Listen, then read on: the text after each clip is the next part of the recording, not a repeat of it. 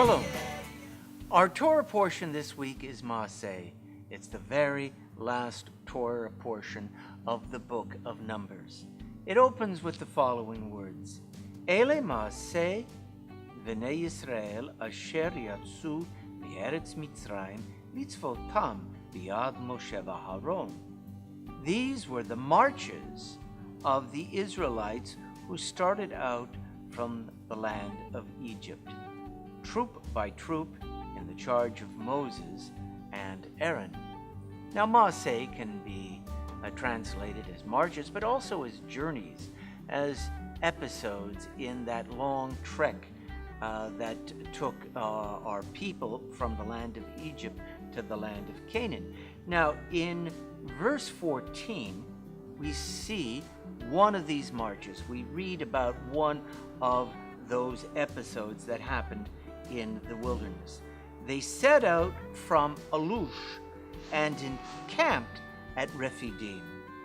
Now, there is another reference to Rephidim going back to the 18th chapter of the book of Exodus. Something happened there. It's mentioned in Exodus, but it's not mentioned in this week's Torah portion. It was at Rephidim that we had a pitched battle with an enemy called Amalek, the Amalekites, who were considered to be the terrorists of their day. These were people who didn't always attack us front on, but they attacked the women, the children, the stragglers at the end of the march. We read in chapter 17, verse 8. Amalek came and fought with Israel at Rephidim. Moses said to Joshua, "Pick some troops for us and go out and do battle with Amalek. Tomorrow I will station myself on the top of the hill with the rod of God in my hand." Joshua did as Moses told him and fought with Amalek, while Moses, Aaron, and Hur went up to the mountain of the hill. Then, whenever Moses held up his hand, Israel prevailed. But whenever he let down his hand, Amalek prevailed. But Moses' hands grew heavy. So they took a stone and put it under him, and he sat upon it, while Aaron and Hur, one on each side, supported his hands. Thus his hands remained steady until the sun set. And Joshua overwhelmed the people of Amalek with the sword. When the Eternal One said to Moses, "Inscribe this in a document as a reminder, and read it aloud to Joshua, I will utterly blot out the memory of Amalek under heaven." And Moses built an altar and named it Adonai Nisi.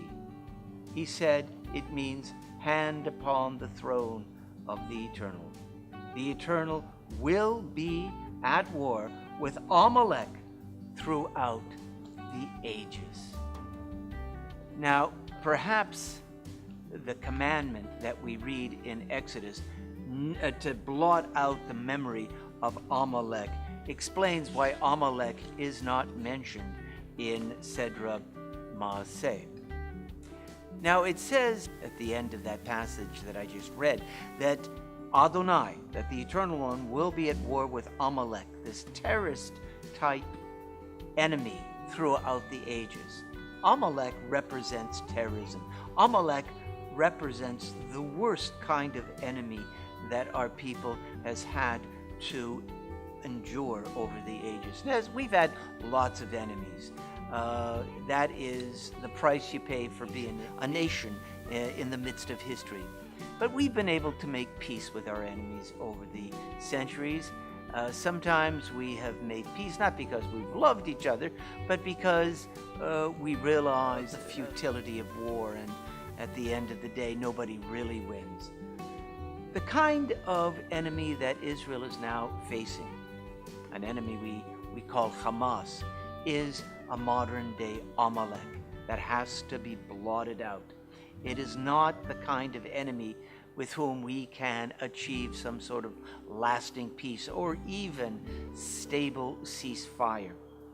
Let me show you some of the articles of Hamas's charter to show you where Hamas really stands on such issues, such as peace and some sort of accommodation with Israel. In Article 12, we read, "Nothing is loftier or deeper in nationalism than waging jihad against the enemy and confronting him when he sets foot on the land of the Muslims." Then in Article 13 we read, this is about making peace with Israel. Peace initiatives, the so-called peaceful solutions, and the international conferences to resolve the Palestinian problem are all contrary to the beliefs of the resistance nationalism of the Islamic resistance movement. In Article 8 we read a quote taken from the Quran, which says that the war isn't just against Israel, it's against Jews everywhere. Listen to this. This is part of the Hamas charter, taken straight from the Quran. Now it speaks about the end of time, some sort of final redemption. The prophet, prayer and peace be unto him, said, "The time will not come," that's the time of redemption, "will not come until Muslims will fight the Jews and kill them. Until the Jews hide behind rocks and trees, which cry out, 'O Muslim, there is a Jew hiding behind me.'" So the war that Hamas is waging is not only against the Jews of Israel, it's against Jews everywhere. And we've seen demonstrations and frightening riots in Paris and other places around the world where Muslims who support Hamas have descended upon synagogues and yelled terribly anti-Semitic epithets that we have not heard since the Shoah, since the Holocaust.